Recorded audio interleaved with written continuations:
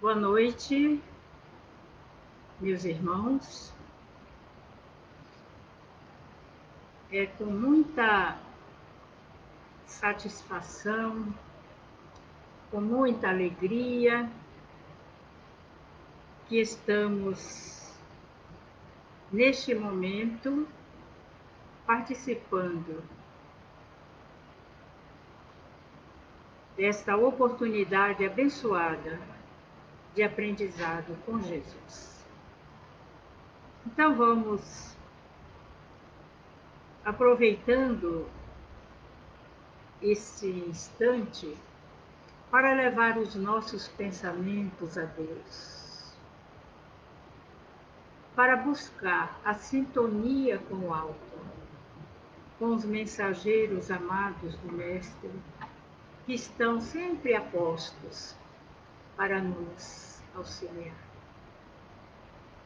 E vamos assim sentindo a presença amorável destes amigos queridos. Buscar dentro de nós o que temos de melhor para estabelecer esta conexão com o nosso Criador,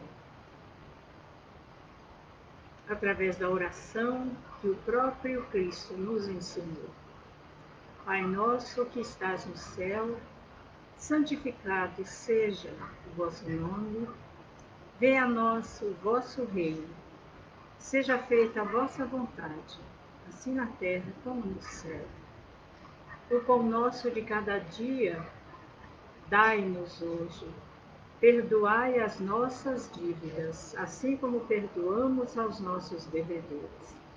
Não nos deixeis cair em tentação, mas livrai-nos de todo mal. Que assim seja, Senhor. Graças te damos por mais este instante em comunhão contigo. E vamos, neste momento, Senhor, iniciar o nosso estudo do Evangelho com o tema que foi divulgado, né, e que pretendemos desenvolver. A tempestade acalmada. Meus irmãos, este tema do Evangelho está inserido no texto de Lucas, no texto de Marcos, no texto de Mateus. Então, os três evangelistas tratam desse tema. Mas vamos ficar aqui com Mateus, no capítulo 8, versículos de 23 a 24. Mateus narra esta passagem do Evangelho de Jesus, que traz um grande aprendizado para nós. Meus irmãos, me perdoe, eu preciso interromper, porque tem uma pessoa me chamando aflita aqui, eu preciso dar um recado para essa pessoa. Desculpa, só um minuto.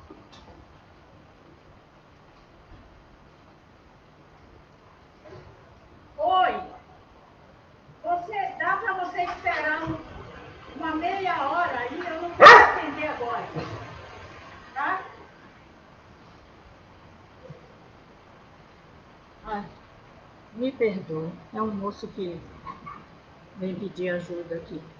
Então, meus irmãos, esta passagem do Evangelho é muito significativa em nossas vidas, muito significativa.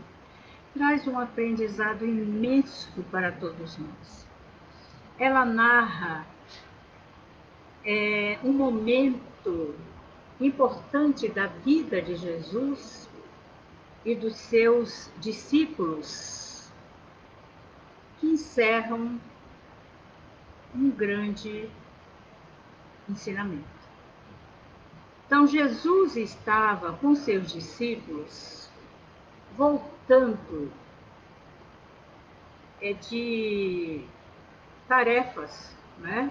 Jesus havia trabalhado o dia inteiro, divulgando seus ensinamentos, curando os necessitados.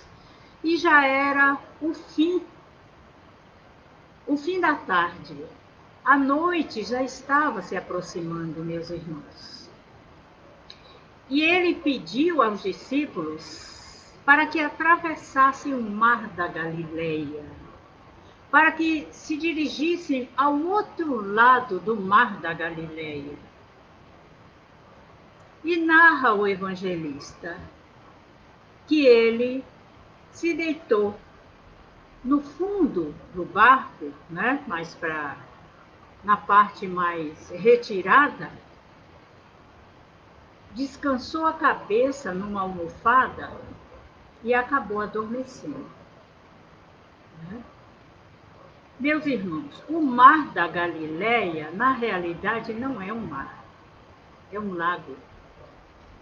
É um lago que, segundo os estudiosos, tem 14 mil quilômetros de extensão.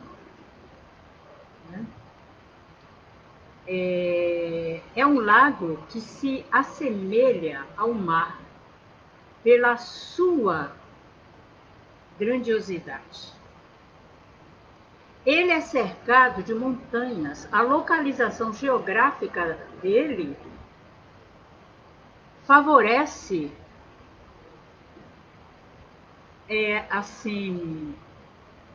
o surgimento de tempestades, porque ele é localizado de uma forma assim específica. Ele fica cercado de montanhas. E a temperatura muito elevada, juntamente com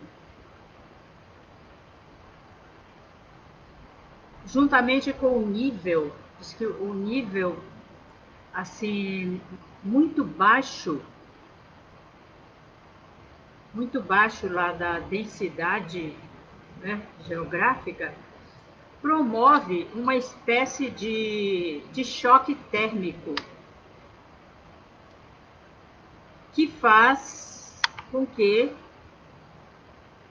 ocorram tempestades nesse período, entenderam? Nesse período, no final da tarde. Tempestades em que as ondas são gigantescas.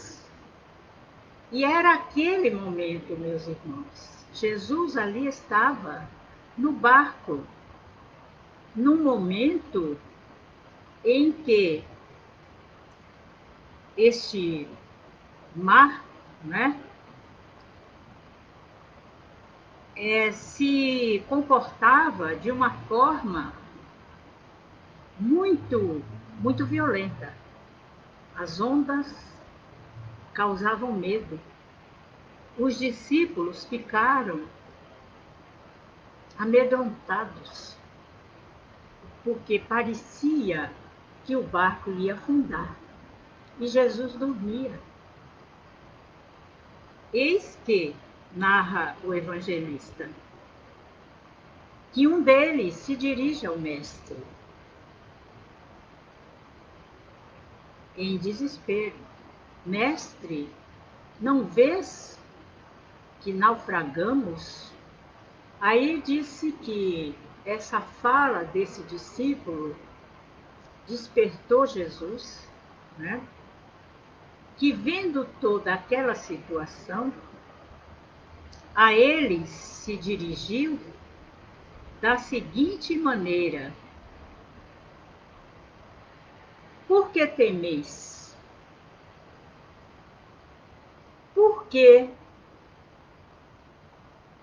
tão pequena fé?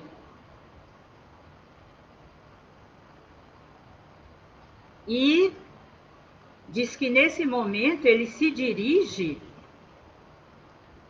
ao vento e às águas de uma forma enérgica, dizendo: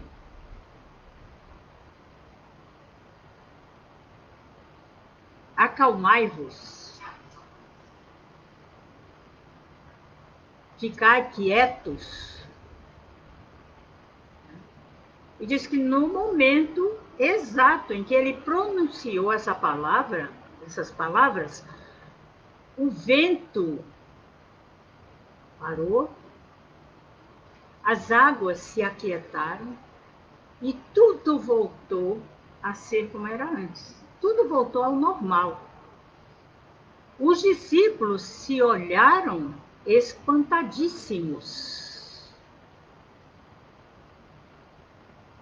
e falaram uns para os outros: mas quem é este que até o vento e o mar obedecem?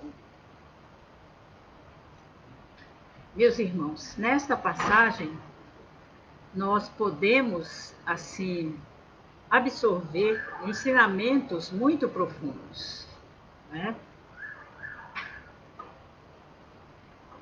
A respeito da fé. Jesus questiona a fé dos seus discípulos. Por que temeis? Por que tão pouca fé? Querendo mostrar para eles que eles precisavam, assim, trabalhar dentro de si a fé que remove montanhas. Né? Lembram-se da passagem que ele disse aos discípulos em uma outra situação, em que eles não conseguiram curar um necessitado e perguntaram ao mestre: por que nós conseguimos? Ele disse: por causa da vossa pequena fé.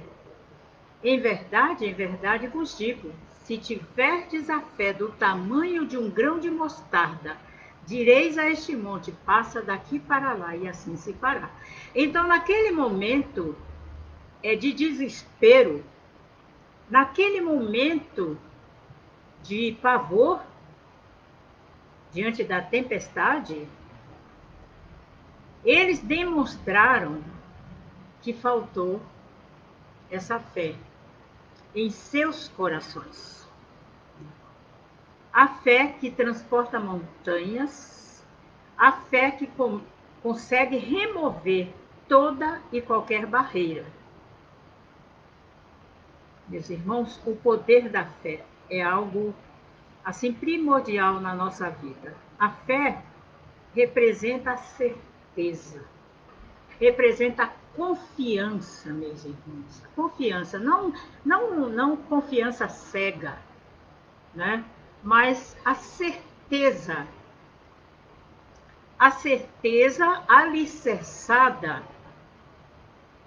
alicerçada no conhecimento,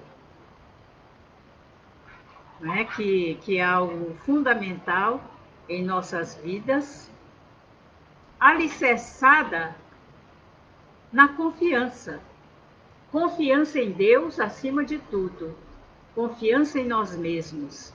E o conhecimento, que é algo primordial em nossas vidas. Kardec deixa bem claro que a fé sem obras é morta e que a fé verdadeira é aquela que consegue encarar a razão face a face, é a fé raciocinada. Não é a fé utópica, ilusória, não. É a fé raciocinada, centrada na razão. E naquele momento, Jesus chama a atenção dos discípulos para o exercício dessa fé. Vejamos bem, Jesus era o mestre, o guia de todos eles, né? Mas esse mestre, esse guia, ainda era desconhecido para eles. Eles não sabiam, eles desconheciam os poderes do Cristo. Tanto é que eles comentam, mas quem é este que até o vento e o mar lhe obedecem? Eles desconheciam, meus irmãos. Eles ainda não sabiam exatamente quem era Jesus. Eles não tinham conhecimento dos seus poderes. Por esta razão, eles se desesperaram. Se eles soubessem que ali estava com eles o Cristo planetário, o governador espiritual deste planeta, eles ficariam sossegados, tranquilos, porque eles saberiam que não havia perigo algum, que no momento certo Jesus iria intervir, Jesus iria usar o seu magnetismo, a sua energia para assim interagir com os fenômenos da natureza. Então, a fé verdadeira, meus irmãos, não é a fé utópica. Eu acredito. Por que você? Eu acredito, não sei por quê. Não, isso não é fé. Isso é misticismo. A fé verdadeira está alicerçada no conhecimento. Não é seguir qualquer pessoa, não é seguir qualquer caminho, não é tomar qualquer direção, mas ter a certeza de onde nós estamos, onde pisamos, com quem nós estamos. Quem estava ali era o Cristo planetário. Se eles tivessem esse conhecimento, se eles tivessem certeza de quem era Jesus, eles não temeriam nada, nada. Porque eles saberiam que estavam em boas mãos, mas eles não tinham esse conhecimento. Né? Então Jesus precisou demonstrar isso através da sua ação. Livro dos Espíritos, meus irmãos, a questão 459, nessa questão, Kardec pergunta aos espíritos a respeito da influência deles em nossa vida. Os espíritos exercem influência em nossa vida? E os espíritos respondem: muito mais do que imaginais. Às vezes são eles mesmos que vos conduzem. Então, meus irmãos, existe uma interferência muito forte entre o plano espiritual e nós. Eles exercem um poder muito grande sobre nós, tá? Como os próprios espíritos falam. E às vezes nós somos dirigidos por eles. Meus irmãos, tudo é energia no universo. Tudo é energia. Então, os fenômenos da natureza não acontecem por acaso ou aleatoriamente. Estes fenômenos são o resultado da ação dos espíritos, da influência dos espíritos em nosso mundo. Este capítulo que trata da influência dos espíritos em nossa vida explica isso. Que existem espíritos, meus irmãos, cuja função é desencadear fenômenos da natureza. Eles não acontecem à toa. Esses espíritos, meus irmãos, eles não agem sozinhos, por vontade própria. Eles são dirigidos. Eles obedecem a espíritos superiores. Jesus, meus irmãos, é espírito da esfera crística. O espírito, quando chega a este nível, ele tem pleno domínio de si mesmo e das forças da natureza. Então, naquele momento em que ele falou, aquieta-te, acalma-te, ele falou isso não para o vento, não para as chuvas, mas ele falou isso para as entidades que provocam esses fenômenos, entendeu? Elas ouviram e obedeceram. Aí é que está. Então, para nós podermos, assim, construir uma fé segura, uma fé sólida e verdadeira, nós precisamos ter esse conhecimento. Porque quem conhece sabe onde pisa. Não vai se deixar guiar por qualquer um. O próprio Cristo dizia que nós precisamos saber a direção que tomamos em nossa vida, porque existem muitos falsos cristos, falsos profetas, que são verdadeiros cegos. E aqueles que os seguem se tornam também cegos. Então ele diz, são cegos guiando cegos. Jesus era o Senhor, o mestre de todos nós. Pela sua hierarquia espiritual, ele tem poderes, não é? Aliás, ele mesmo falou, em certa ocasião, vós sois deuses, tudo que eu faço vós podereis fazer e ainda mais. Ele falou, querendo mostrar para nós que ele não era único nem exclusivo, que todos nós, um dia, poderíamos executar, poderíamos operar os milagres, entre aspas, porque não são milagres. Né? É o poder de manipular as forças da natureza.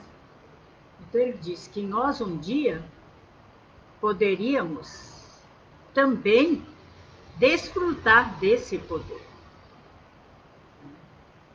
Que naquele momento da tempestade ele colocou em prática.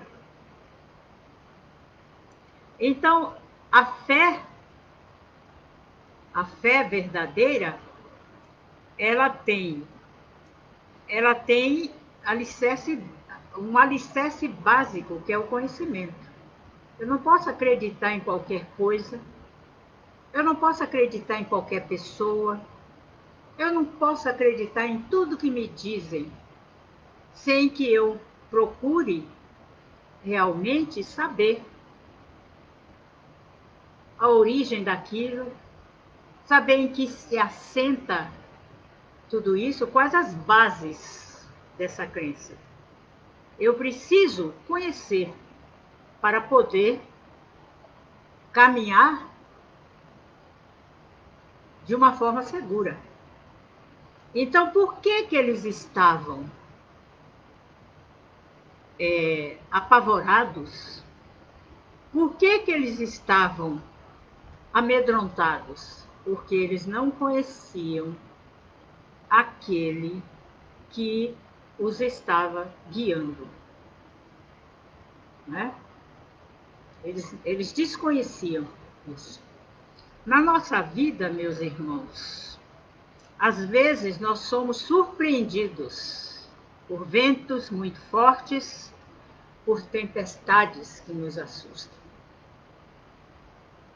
Isso é muito comum nas nossas vidas, porque nós estamos num mundo de expiações e prova, o nome já diz. É um mundo de aprendizado. A Terra é uma grande escola. Nós somos alunos, nós somos aprendizes. E constantemente nós somos surpreendidos por testes, por provas que exigem de nós um esforço muito grande de resistência, de perseverança e de fé, principalmente. Se nós levarmos a nossa vida sem qualquer direção. Como diz no popular, navegando em canoa furada, né? Sem qualquer alicerce, sem qualquer estrutura. Como Maria vai com as outras e fala: ah, vai ali, eu vou. Ah, não vá, eu não vou. A pessoa que assim vive, ela não tem assim noção da sua própria identidade como espírito eterno.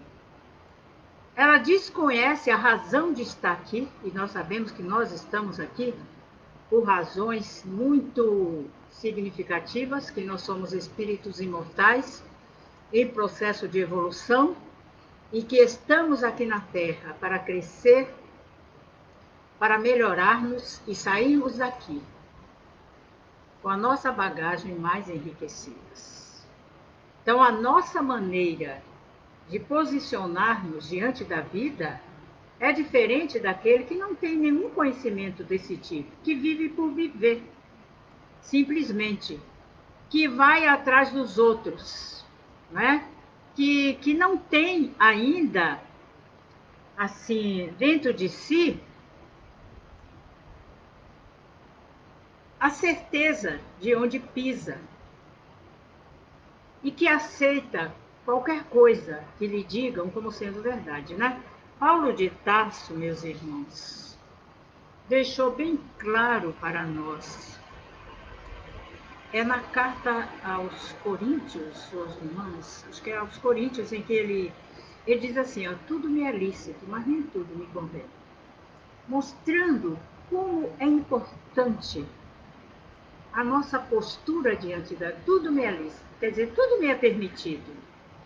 Tudo me é permitido, eu sou livre para fazer o que eu quiser da minha vida. Deus não proíbe, não violenta o livre-arbítrio dos seus filhos. Ele nos deixa livres para seguirmos o caminho que quisermos. Mas aquele que sabe o seu papel aqui na Terra, aquele que tem noção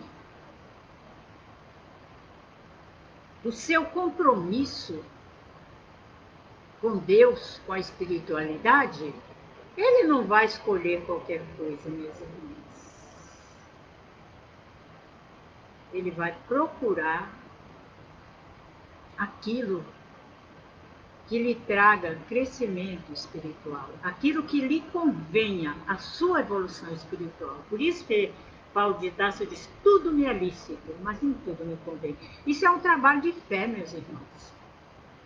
Que a fé não significa simplesmente ficar, né, só articulando palavras bonitas, né, orações aí que não traduzem o que está no nosso coração.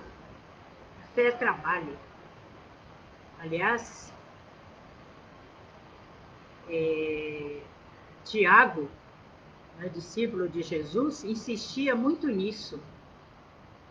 A fé alicerçada às obras. Em uma ocasião, ele foi questionado por um fariseu, né? Que os fariseus eram muito assim, voltados para o aspecto formal da religião. Para eles, servir a Deus era jejuar, pagar o dízimo e fazer a oração nas horas certas. Era só isso, se resumia a isso. Eles não achavam que as obras eram importantes.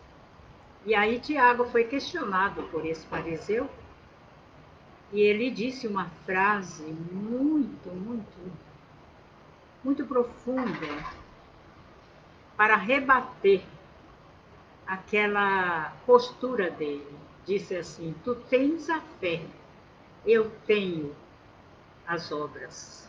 Mostra-me a tua fé sem obras, que eu com obras te mostrarei a minha fé. Então, meus irmãos, fé é trabalho, é construção, tá? É construção, é luta. E não é, não é uma construção sem planejamento, né? Não é, é um trabalho sem estrutura, é um trabalho alicerçado, com alicerces. Com alicerces. E o conhecimento é um desses alicerces. É isso que torna a nossa fé racional. É um, é um conhecimento que nos dá segurança. Então, quando nós temos a certeza de onde nós estamos pisando e de que nós estamos seguindo, aí as coisas mudam. Se nós temos certeza e sabemos que Jesus é o governador espiritual deste planeta, é o espírito da esfera crística, meus irmãos, responsável pela evolução de todos nós. Quando nós temos essa certeza e nos deixamos conduzir pelos seus ensinamentos, não há tempestade que possa nos afogar. Não há vento que possa nos derrubar. Nós podemos, meus irmãos, até titubear, porque nós somos humanos. Mas nós vamos ter condições de reformular a nossa vida, de fortalecer os nossos propósitos e tomar a direção certa. Nós não nos deixaremos assim abater pelas dificuldades da vida, nem deixar que elas sejam maiores que nós. Não. Nós vamos colocar Jesus à frente de tudo. Ele nos guia. Nós estamos, meus irmãos, no barco em que Ele é o nosso timoneiro. E quem acredita nisso, meus irmãos, caminha confiante. Não importa a situação pela qual esteja passando. Nós estamos vivendo tempos difíceis, né? Tempos de aprendizado, meus irmãos. São tempos de grande aprendizado. Então, é o momento de confiarmos mais. É o momento de estarmos devidamente preparados para as tempestades, para os ventos fortes, para que eles não nos peguem desprevenidos, para que eles não nos peguem de surpresa. Precisamos ter a certeza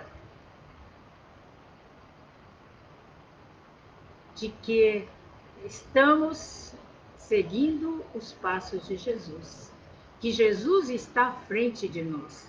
Quem caminha com essa certeza, meus irmãos, sofre menos. Sofre menos porque tem dentro de si aquela chama interior, aquela luz interior que não se apaga, que está sempre alimentada pelo poder grandioso da fé. Ai, Marcelo, que horas?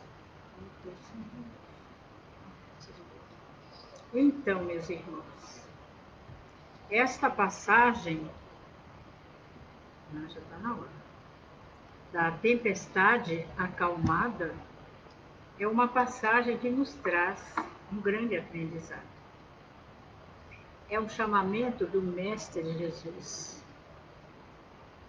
para confortar a nossa alma. Para confortar a nossa alma. Não é? Para que nos momentos difíceis, em que até tenhamos assim em nosso coração a dúvida, né, a respeito da proteção de Deus, que nós possamos assim refletir sobre isso e pensar: Jesus está à frente do meu barco. Jesus está à frente. Jesus está comigo. Ele não vai permitir que o meu barco se aflige. Por pior que seja a situação, o Mestre não permite isso, meus irmãos. Porque Ele é amor, Ele é socorro, Ele é bondade, Ele é poder. E Ele deixou bem claro isso, meus irmãos. Ali, no Sermão da Montanha, né? Que é o Sermão da Consolação, das Bem-aventuranças, né? Numa frase em que ele diz o seguinte: vinde a mim, todos vós que estáis cansados e sobrecarregados, eu vos aliviarei. Então, vinde a mim, todos vós que estáis cansados e sobrecarregados, eu vos aliviarei. Então, meus irmãos, nos momentos em que sintamos que a carga está muito pesada, que o peso está sendo assim muito duro, né, para nós, vamos lembrar das palavras de Jesus, né? Essas palavras traduzem um convite dele para nós, né? Vinde a mim, quer dizer, estejam comigo, me procurem, me busquem, que eu sou o alívio, eu sou o conforto, eu sou o consolo. Eu estou junto nesta caminhada. Estamos juntos. Eu sou o guia do seu barco. Então siga em frente. Siga em frente sem medo, sem pavor, dando o melhor de si.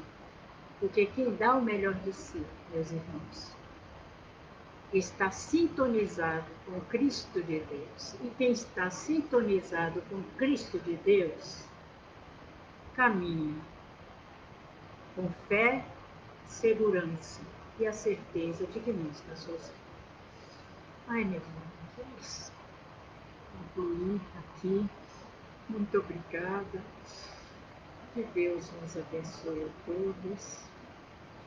Obrigada por esta bendita oportunidade de aprendizado. Para mim é uma bênção de Deus, porque eu ouço em primeiro lugar.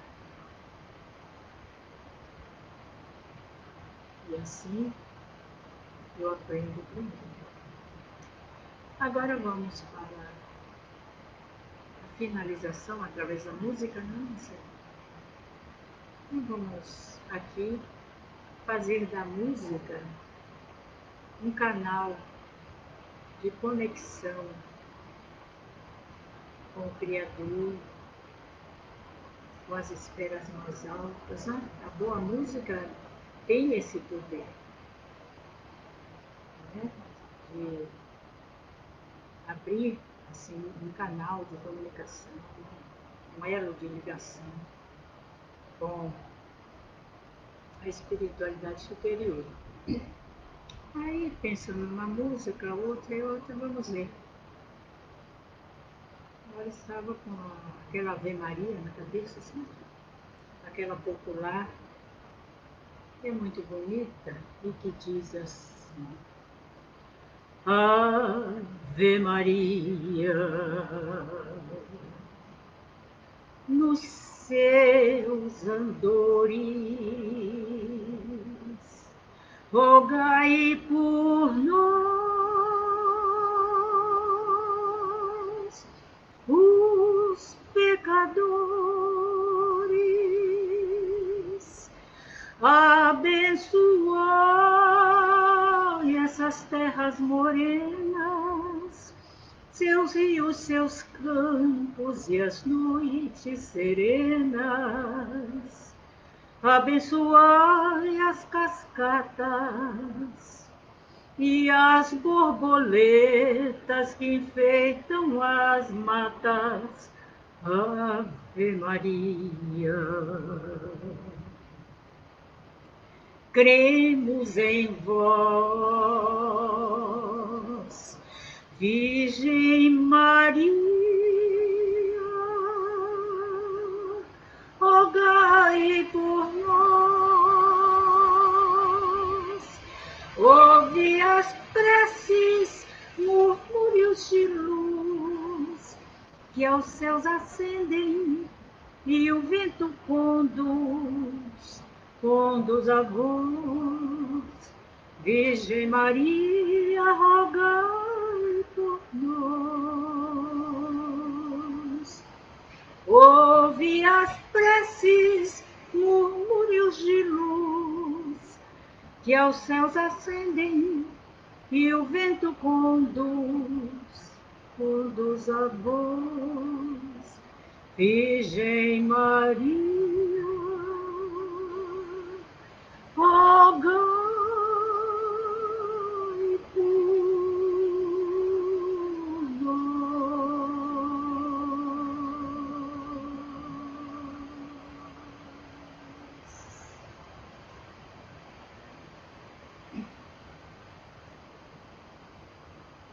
E assim encerramos, meus irmãos, esse momento, né?